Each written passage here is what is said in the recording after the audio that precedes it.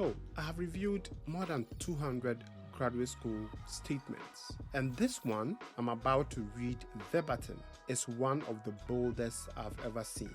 And trust me, I've seen more than 200 statements.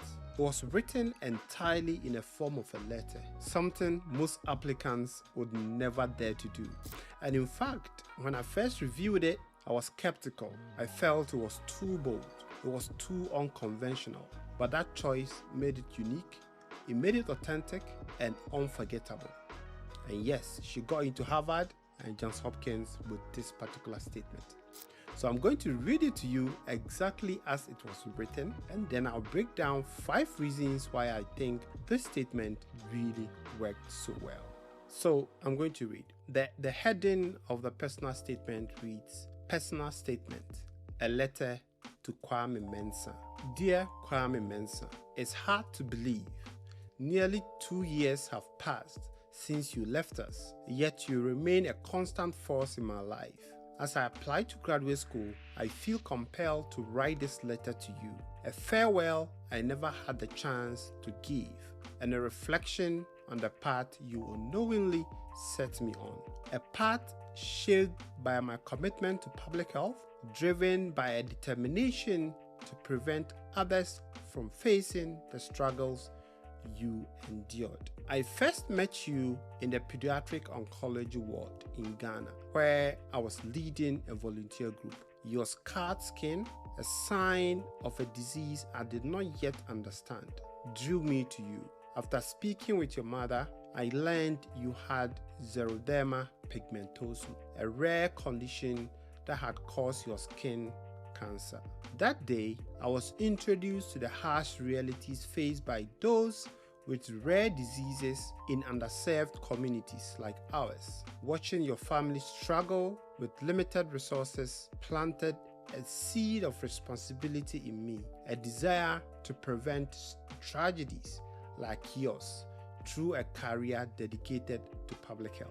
As I began medical school, the memory of you and other children in our healthcare system stayed with me. Children like you weren't just fighting illness. You were up against a healthcare system unprepared to support you. A lack of medical resources, personnel shortage, and barriers such as socioeconomic status, cultural stigma, and limited access to transportation compounded your challenges. This realization pushed me to excel academically with the hope that one day I could return to Ghana and make a difference in the lives of patients like you. Coming from a first-generation university background, I felt a strong responsibility to make the most of my education.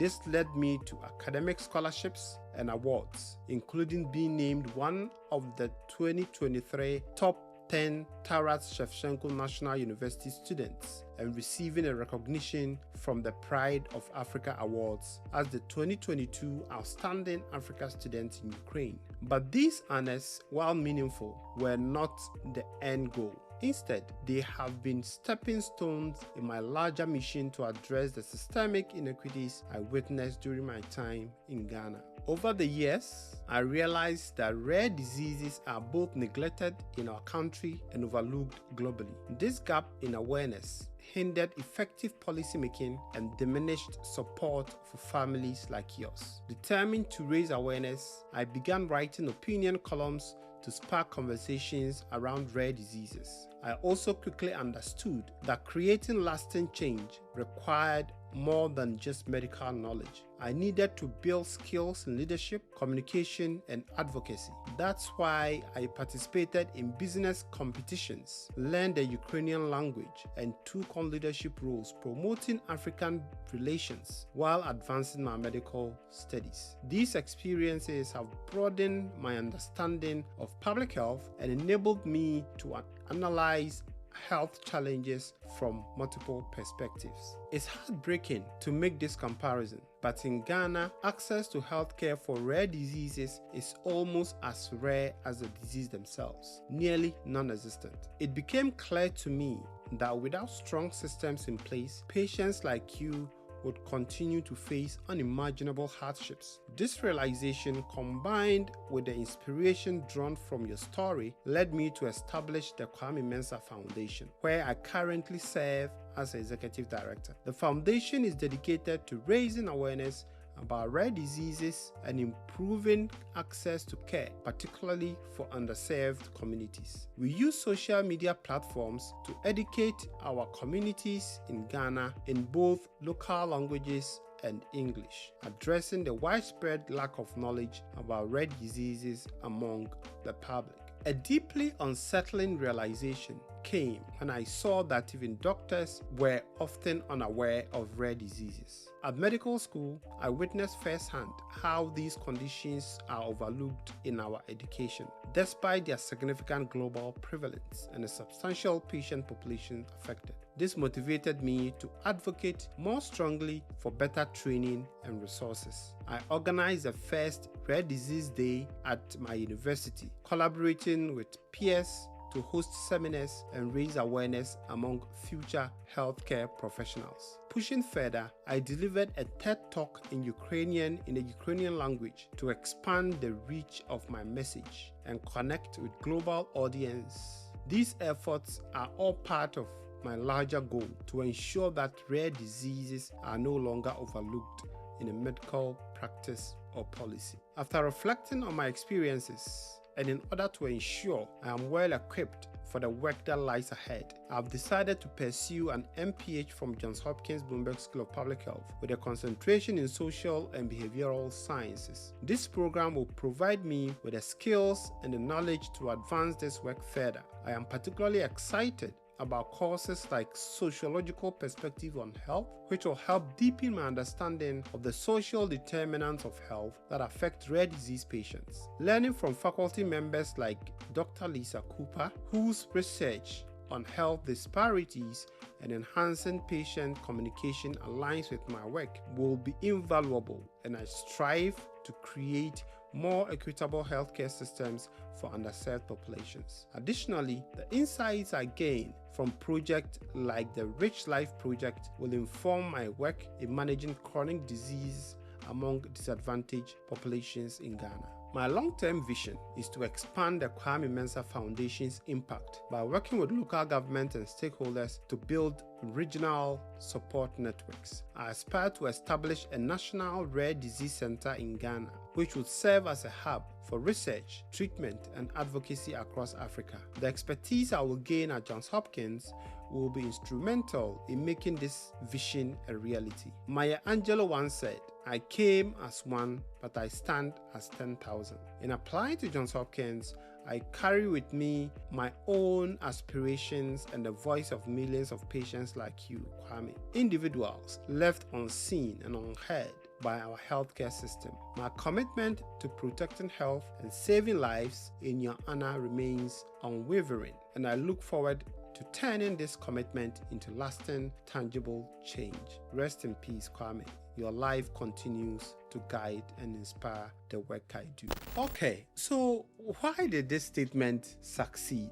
Why was it very compelling for me, even for someone who has reviewed several hundreds of statements? Let's break it down using the framework I typically love to use. I call it the 5 A's framework. So the first A is attention, and you can see for yourself from the first line, this essay captured attention. Written as a letter, it broke the pattern of generic openings like "I am passionate about public health." Committees read hundreds of essays that all sound the same. This one stood out within seconds. Number 2 is that it shows alignment. So the second A is alignment. She showed clear alignment between her lived experience, her academic preparation, and program she was applying to. The story of meeting Kwame connects directly to her decision to pursue an MPH, and she tailored her goals to specific Hopkins courses and faculty. That precision is exactly what admissions officers are looking for. The third A is action. She didn't only describe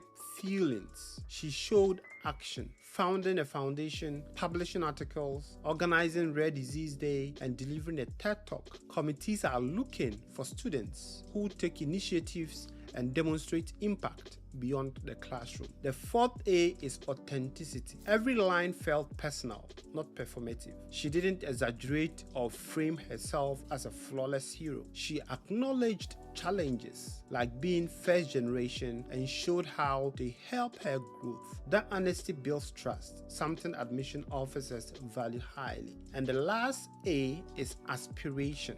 Finally, she closed with aspiration, her long-term vision. Establishing a rare disease center in Ghana is ambitious, but I would say it's realistic. And trying it to Maya Angelou gave the essay a memorable, resonate close. Committees admit people with a mission, not just people with chasing degrees. So this statement worked because it was bold enough to break the mold. Most students play it safe, writing what they think the committee wants to hear. She did the opposite. By choosing the form of a letter, she created an essay that was human, authentic, and impossible to forget. It wasn't just the format, though. It was the way she connected lived experiences to academic purpose, proved her leadership through action, aligned her goals with the program, and closed with a vision that felt bigger than herself. That combination of uniqueness and authenticity is why she got admitted to Harvard, Hopkins, and Washington University. So if you're writing your own statement,